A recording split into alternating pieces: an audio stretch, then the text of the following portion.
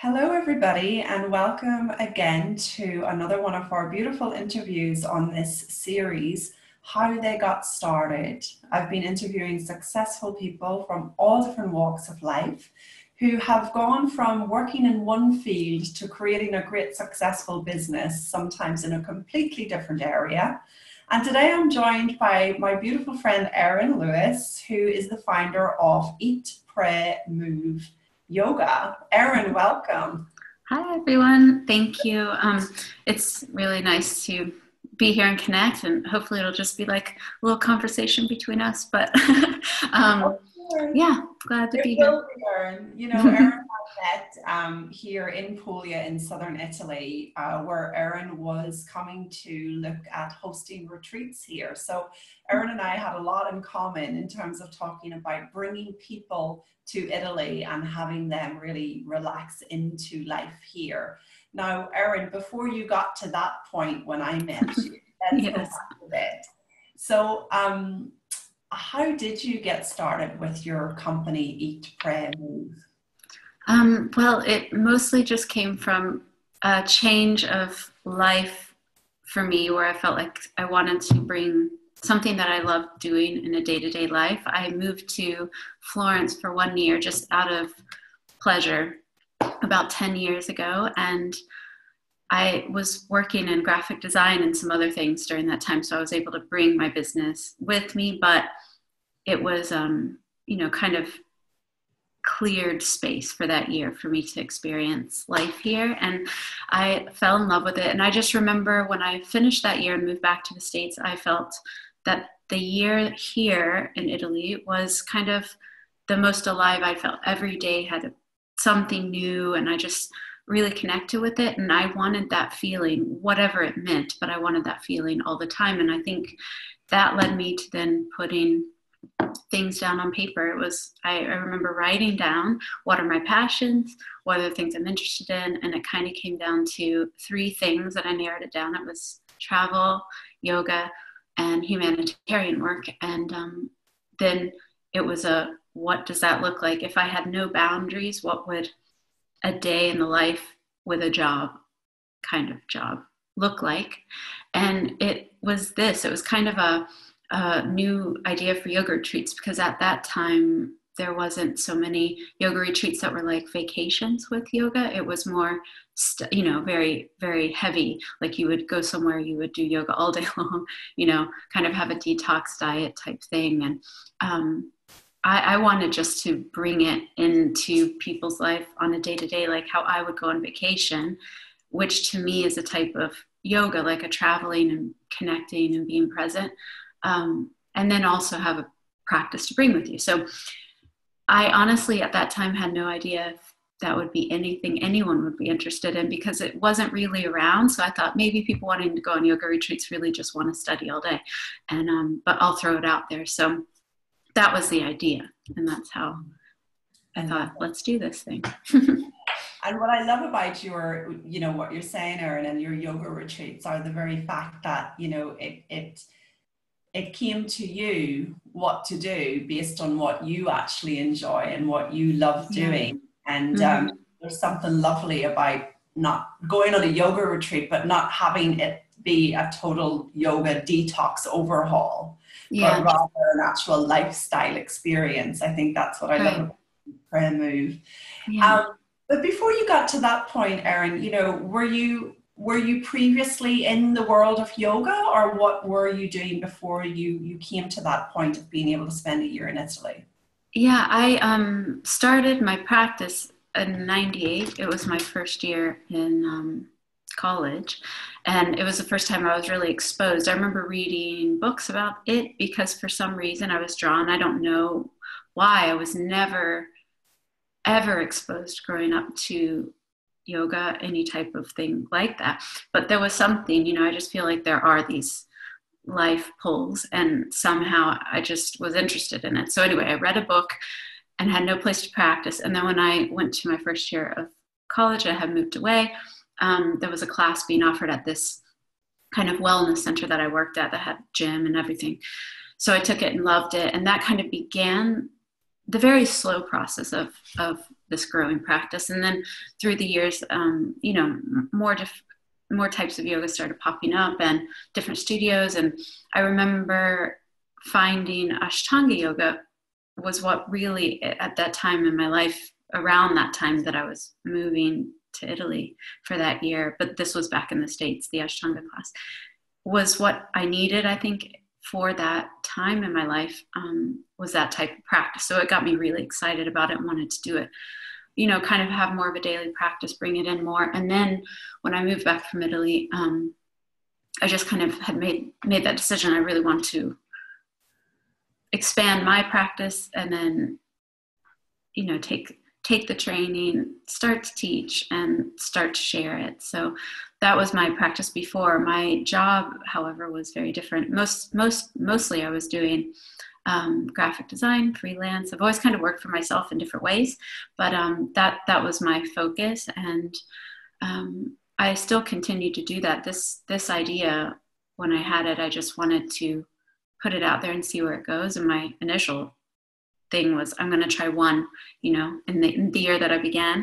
I'm just going to see how it goes. And by the time that year was over, I'd done 4. And so it was immediately knowing, okay, this is going to work. And it took a couple of years, 2 or 3, the first 2 or 3, I was still doing, you know, my other job, but then was able, you know, it starts to come together and it became enough for me. And luckily I was able to just focus on this. And now that's all I have time to focus on. Even if I want to do other things right now, it's kind of capping me out, which is great though. You know, I'm very grateful for it. So I know one of the big burning questions that my audience will have for you is, you know, how did it get started? Like, and to be more specific, you know, where did your first clients come from?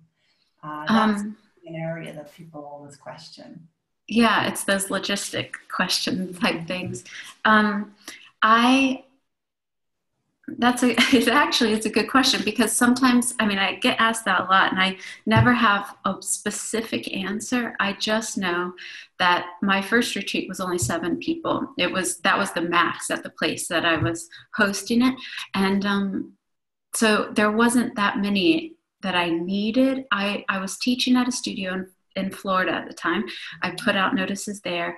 I did have 2 people, I believe, in my first 2 weeks. So I did 2 back-to-back weeks. So it was on one of those 2 that 2 of these people came from. The rest of them I had never met. And part of it was putting it online. I launched the site in March, and the first retreat was June, and then another one in July. And I had word of mouth already from people that knew me that then kind of went around the world. The first sign up I had was from Australia, someone I never knew. And then within that time period of this first few months, that first year, a lot of press started happening that I had nothing to do with. I don't have a PR background. I'm not quite savvy in that way, but I've been lucky enough through the years that it's grown and with organic marketing and a lot of word of mouth. But those first clients, I think there was a bit of a boost. There was, before the first one happened, I think Lululemon, their corporate blog, did a piece about it. And the name is a bit catchy, and back then maybe it was even more catchy. And again, the concept was a bit unique. So it just got out there. And then I don't really know where those people came from. You know, they found me online. It was, I think the idea I put out, and I was thinking someone has to like this idea like I do, because it just seems like a week I'd enjoy, and more than likely 7 people around the earth will also agree with me. And I'm really good friends with some of those people that came that first week. We've maintained friends. They've come back on past retreats, and they had just said they seriously were Googling that same idea, you know? Mm-hmm. And I do think that happens, because if something genuine's like coming out of you, it's going to attract that same genuine, you know, want that's needed out there from other people. And so they had just Googled, I want to go to Italy, drink some wine, do some yoga. Does this exist? You know, and it pops up. So that was mostly those first people. And since then it's taken over by, you know, more press and things, but I don't have an advertising budget much to speak of. It's just a lot of online growing, you know, gradually by gradual. Social media, it's also a lot of word of mouth, a lot of repeat, and past guest referrals. Yeah, beautiful. And I think there's a lot of hope here, Erin, for those that are listening, because there's so much out there that's telling business owners that they've got to have the marketing strategy and they've got to have Facebook ads and they've got to do things a certain way. Mm-hmm. And the more I'm engaging with not just my own journey, but people like yourself and others, the more I'm seeing that's what's universal between mm-hmm. us all is that actually we get an idea and we act on it. Mm-hmm. And actually there are people all around the world Googling the same idea because, there's something we're tapped into. I talk to my audience about the wisdom, that's our wisdom at work. So it seems to me in your journey that, you followed wisdom there and it's been growing for you ever since. That's beautiful. Yeah. Erin, tell us now from a structural point of view, if you can, you came up with this idea, you wanted to run with it, you'd love to do it. How did you know what to price your service at when you were starting out? This is an area that a lot of my audience struggle with. What should I charge when I'm just starting? Right. And what has been your experience of going, over time with that pricing piece? Yeah, the way I did it first did change a little bit through the years with the way that I kind of work my budget and work my spreadsheets or whatever. But the general concept was always the same. It was, because mine are pretty much all inclusive. So I budget out what it's going to cost me, what the vendors are going to cost, what all the meals are going to cost, lodging, drivers, tours, whatever. And then I just put a fee that I felt like would be worth it for me, like worth my time, what I would need, not being overpricing it at all. It was more of, okay, this is what sounds fair on my price. And I put that at the end of all these numbers and then divided it by the number of spaces I had. It was quite an easy formula. And I will say now, that number stayed the same. I haven't upped it for myself anymore. My structure is a little different. Way I do it now is say we can have 10 people at this location. I'll price it for a few under, just in case we do have less than a sold out retreat. So then I know that I've received kind of the fee that I put out there for myself as well. If I get a few more people, it's a bit of a bonus. If I get a little less, then I make that decision. Is it worth doing, meeting new people, having new voices speak for me in the future about Eat, Pray, Move, but I'm going to make a little less than that fee that I'd initially put out. So it's a bit fluctuating now, and it's worked really well in that way. And I've always just been about, you put it out there, what do you need? And it kind of comes to you. And so without being greedy about it or without being anything, I can't look so much at the money for myself in this way because I just want to enjoy my life, which is what I do, and other people to enjoy it. And then I have what I need. And that's been such a nice way for me to stay out of the this is a job mentality because I've never had this great relationship with jobs. I don't like that feeling of having to do something to make money to live. So to keep this as like, this is my life, not a job. I just do as I need, and it's been amazing just to see it grow and come in. And I also have been working in that way with, like, I brought on a full-time assistant this year for the first time. She worked for me part-time for several years. And that was a big leap. That was a big, like, okay, I'm going to do this. I kind of like took the breath and we're going to do it. So it was more of just asking, okay, we can all do this together. What do you need for this position? And even my collaborators where I do, have a few people doing retreats for me as well. I'm like, okay, what do you need? And I feel like if we all have what we need, it will work. So it's being a bit liquid in that, but at the same time, very firm in like what you need, but then not making it the focus, Yeah. if that makes any sense. Yeah, great. I think there's a lot of wisdom in that people will certainly hear. And I like the fluidity, you know, it feels very authentic to your brand, Erin, that there's, you know, the yogic beauty to what you're doing, and not just on the mat, but in your business. I think that's lovely.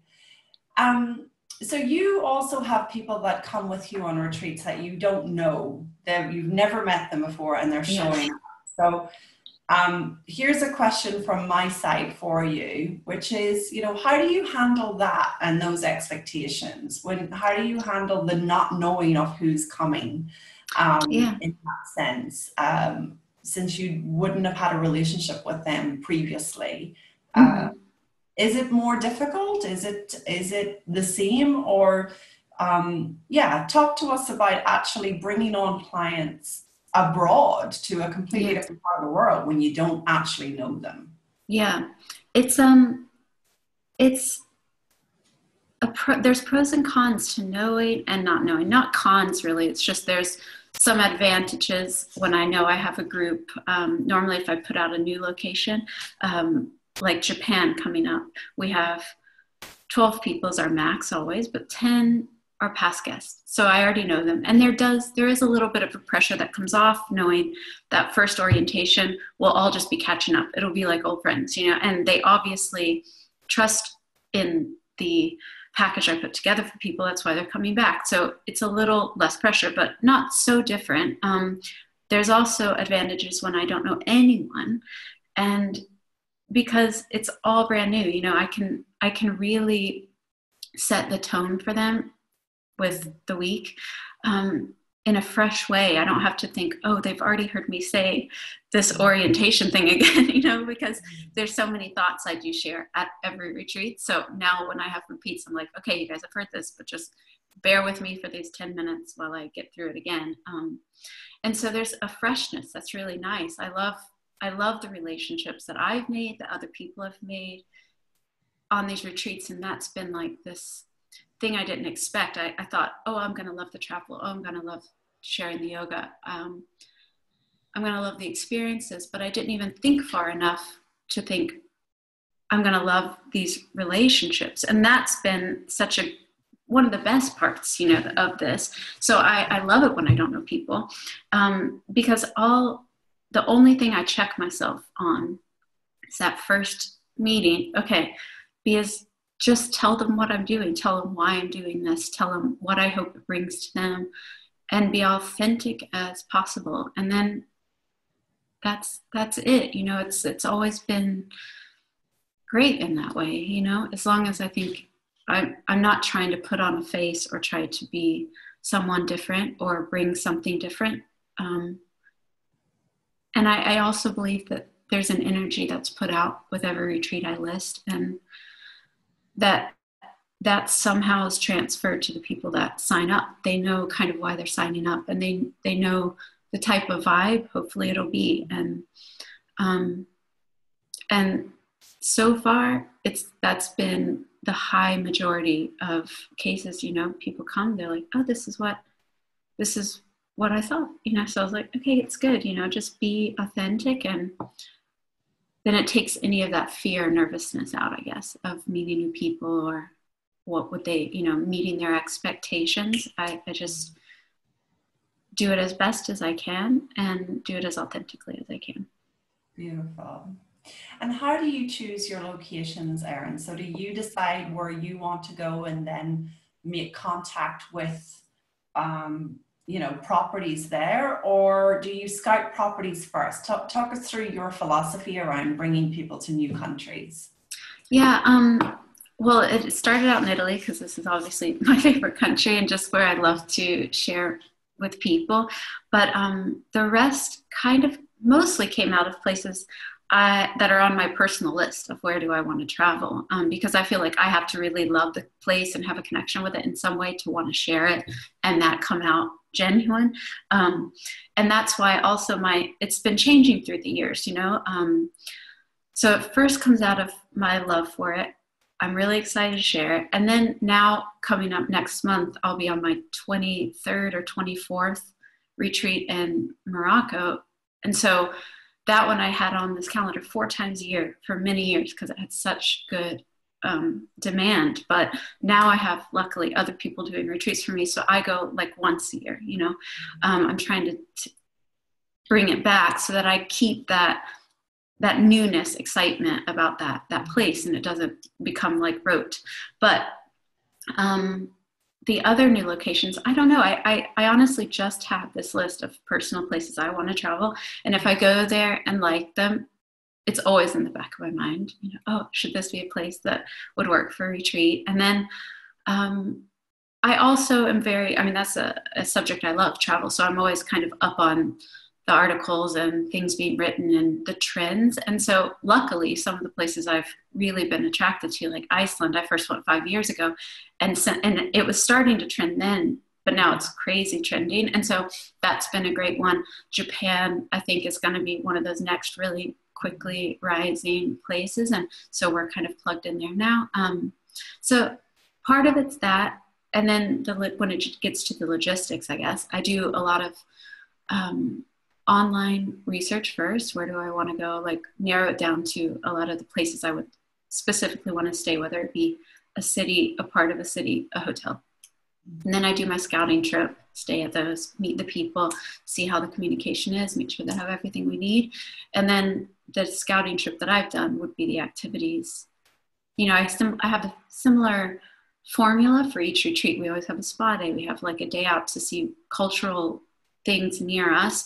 One day out that's a little further, that we see a bit more of the region, you know, different things like that. So I have those ideas in mind at each place, and I'll find a place or an activity that fits into that formula and just curate it from there. So it's a wide thing for my personal, you know, likes and preferences, and then just slowly gets narrowed and curated very specifically towards the end. Beautiful. Yeah. So you're really actually doing what you love, and people are gravitating to that, you know, and I think that's a huge part of it, you know, that's a huge part of why things work. So will you go to Japan before and scout Japan before you actually bring people there? You'll travel as far as that and do the scout trip first? Yeah, I went for a personal vacation a few years ago, loved it, wanted to see more. So then now we're in 2018. So 2016, I went after the Bali trip, since I was kind of on that side of the globe, did a whole scouting trip, saw Tokyo and Kyoto, met with who we needed to meet with, and then put it on the calendar in 2017. That's when I went, at the beginning of last year. And then put it on the calendar right away in the late winter last year.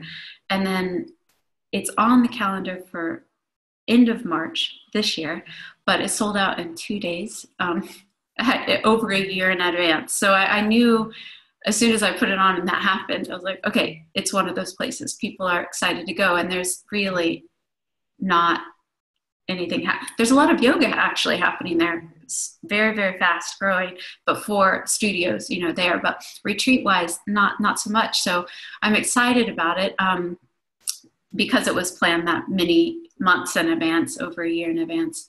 We've had some people, you know, things just come up in people's lives. So there's been like a room open here, a room open there when someone's had to change dates. But other than that, it was a really popular one. So yeah, kind of in the final stages of all the last details. I was on the phone this morning with some restaurants and just those final little bits of curation, and then we'll be ready in March to head over. So yeah, beautiful. So do you like to how far out do you like to plan your retreats? How much time do you like to give people? I know for some of my people, they tend to sign up at the last minute, or they tend to get something at the last minute. How much time do you like to give your people with regards to retreat? Initially, I was listing about 6 months in advance. And then a couple years ago, it moved back because I just had 2 other many things I was planning. So I was scouting or finishing a retreat and planning it for the same time the next year. So I just started putting them online. So then now it's averaging almost close to a year in advance is when they go online. Right after, right after I finish like a New Year one, I'll put the next New Year one on, as soon as I get back. But otherwise, like 9 months or so, I've found a trend though in certain months of when people sign up, like the New Year's one, even though we might have it on the calendar for a year in advance, people don't start thinking of New Year's until kind of all the summer vacation's over pretty much. And then the holidays they've started to think about the holidays, and maybe then their holiday plans are nailed down. And then they think, oh my gosh, the end of the year, what am I going to do? I need to get out of here. And those signups all come within like 2 months before. And so for a bit of time, it's like, oh, is it going to happen? And then, and it's overflowing every year. It's like people on the waiting list. So I think that's a good month. It's a great week, actually, right between Christmas and New Year's, people have off. But that trend is that people don't sign up until a little later, right close to the time. But summer vacations, people plan, quite long in advance. And spring break time, people are planning that long in advance.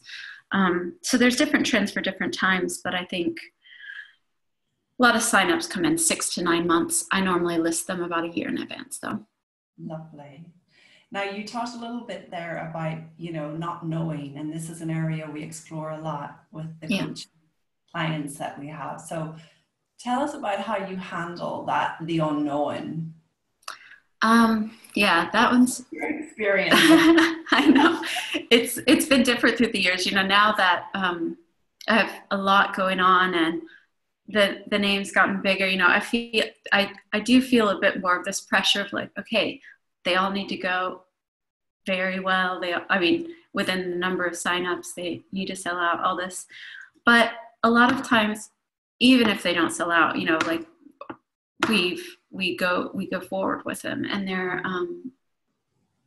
I don't know what it is. I try not to stress out. It is my nature. I'm very type A to kind of think, oh no, what's going to happen? But I've now through the years seen enough pattern of things just kind of work out. It's okay. And I've canceled one, I think, in 8 years, and it was just because we needed to change a date. So I really try not to stress in that way, but the not knowing, when you have deadlines for payments to hotels and you have to say, I'm going to have to pay for these rooms, whether I have someone in them or not, that logistic does start to, you just have to make logistical decisions, and it's just kind of bottom line things. But the overall feeling I try to have is I envision the ideal, and that's just what I kind of keep working for. I'm just like, okay, yes, we're going to get these hotels because people are going to fill them up. Or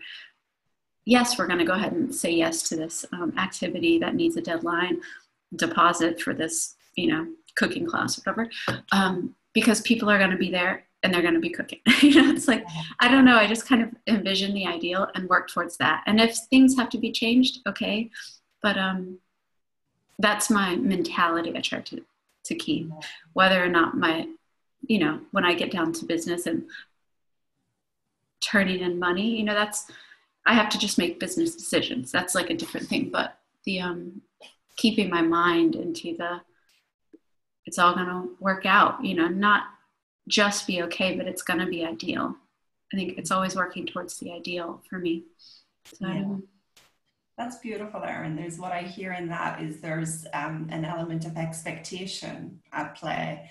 And I think that, certainly in my own business, that's what has led to taking risks when perhaps there's no sign of land, as I call it, but it's in actually taking the first step, booking the rooms, booking the flights, putting the page together that the ideal starts to show up. And I think a mistake a lot of people starting out make is that they're waiting for the result before they actually take any action. So I love to hear that you're planning for the result even when there's not a sign of it in sight just yet. That's that's a trend. It's like the universe has your back, Yeah. Well, Erin, thank you so much for being with us today. You know, I really enjoyed this interview. I know all the ladies will. And if you want to find out more about Erin, you can look at the link below where I'm posting Erin's website to Eat, Pray, Move. And perhaps you'll be joining Erin on a beautiful yoga retreat somewhere in the world soon. Yes. It's been a pleasure, Erin, and I'll speak to you soon. Thank you.